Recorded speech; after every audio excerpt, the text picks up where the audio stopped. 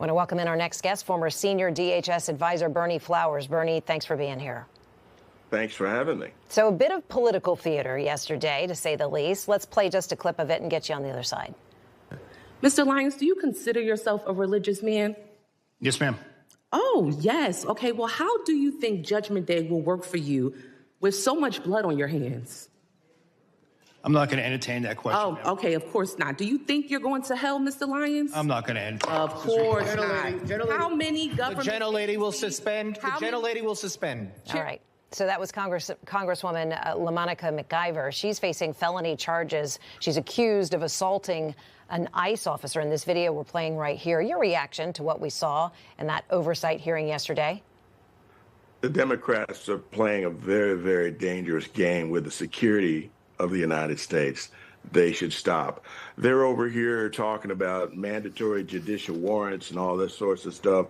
Bottom line is we've got people in this country that are using our resources that were allocated for American citizens. And eventually we're going to go bankrupt if we continue to pay the bills and for these people. More importantly, some of those folks are out committing crimes, and American citizens deserve to be safe. So we've got to get these people out of here while we can now. This is mandatory, and the Democrats should be ashamed of themselves for playing politics with the lives of Americans. A lot of the questions did appear, to be performative at best. The headline, meanwhile, this morning in the New York Times, Homeland Security shutdown nears is the warning. Democrats, they're rejecting this offer from the White House right now. Republicans, they're starting to doubt that they can do this and get this deal done by Friday. So we could be seeing another shutdown here. Do you think holding up this funding is a good pathway for the Democrats? It's a terrible pathway. The American people are not stupid. And, they try to hold the midterms above our heads. But the issue of the day is that the voting American people understand that this is a problem that the Democrats are causing.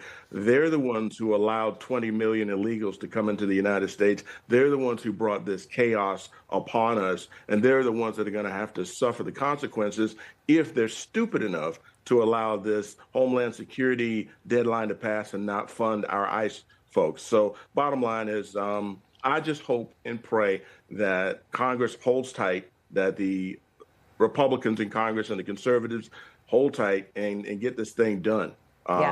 We can't afford it anymore. Trump administration sharing these images, and it's frankly it's on their website, DHS website, focusing on the worst of the worst is what they're saying they're doing in these ICE raids. These are the most recent arrests. I'm going to list off a couple of the charges: sexual assault, drugs. You're looking at the individuals. These are some past photos, but these are the fresh photos right here. Child endangerment. Those are just some of the charges that these folks are facing. If DHS does lose funding, does it interrupt the mission and frankly, endanger these communities? It does endanger our mission. The DHS folks that are the ICE folks, they're going to continue doing their job, believe it or not, whether they get paid or not. Eventually, they will be reimbursed for their actions. But the bottom line is that there will be an interruption in resources, and it'll slow down the effectiveness of the operations of those agents. We can't have that because, as you're showing right here, we've got murderers and killers and extortionists out there doing terrible things. And the average American citizen has no idea what these people are capable of doing and what they've already done. We can't afford this anymore. There are polls, though, out suggesting that a majority of Americans do want some sort of reform or overhaul or modification of what's happening on the streets through ICE. And it would suggest that Democrats would have the upper hand, with voters anyway. With the theater going on that you've seen in the last 24 hours or so, where are your thoughts ahead of the midterms on this? Where does this land? I trust the American people to make the right decision. I'm running for Congress myself. Bottom line is we got to make some changes.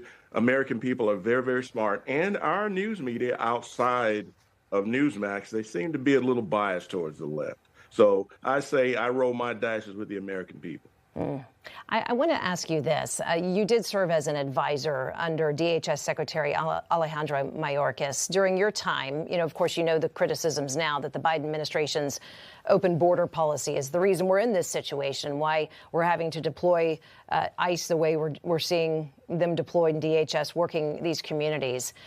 Your response to the critics who really are pushing hard on the Biden administration, laying this squarely at that administration's feet, any regrets? I regret that I stayed as long as I did. I took an oath when I was a young man in 1987 to defend the Constitution and the officers appointed over me. And somehow the Biden administration came in and they seemed to negate everything that I believe in. So I retired. I had an opportunity to do so, and I realized that I couldn't do work and maintain a good conscience. But the Biden administration very much is responsible for all of this. And I'm so thankful that our president won his race and stayed with us, because I can't imagine Biden and Harris in charge right now. It would be absolutely terrible. I appreciate your candor and taking those questions. Berney Flowers, former senior advisor to DHS under Alejandro Mayorkas. Sir, thanks so much. We appreciate your time today. Thanks for having me.